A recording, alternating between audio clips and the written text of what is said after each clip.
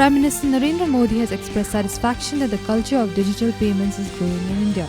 Addressing the nation in his Mann Ki Baat program on All India Radio, the PM also said the government is constantly making efforts to make resources and infrastructure accessible to the differently abled. The Information and Broadcasting Ministry has advised private TV news channels against making false claims and using scandalous headlines. The ministry said several satellite TV channels have carried out coverage of events and incidences in a manner which appeared to be unauthentic, misleading, sensational, and using socially unacceptable language and remarks. Meghalaya's Mauryang Village Council has backed the Gram Panchayat Development Plan Award 2022. The award is given to Gram Panchayat or village councils which has developed its GPDP according to the state or union territory specific guidelines prepared in line with the model guidelines issued by MOPR.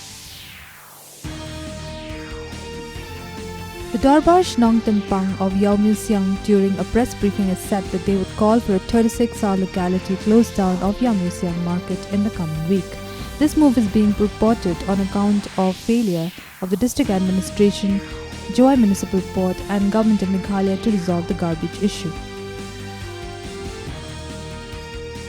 More than 187 crore 67 lakh COVID-19 doses have been administered in the country so far. The recovery rate is currently 98.75%. The weekly positive rate currently stands at 0.54%.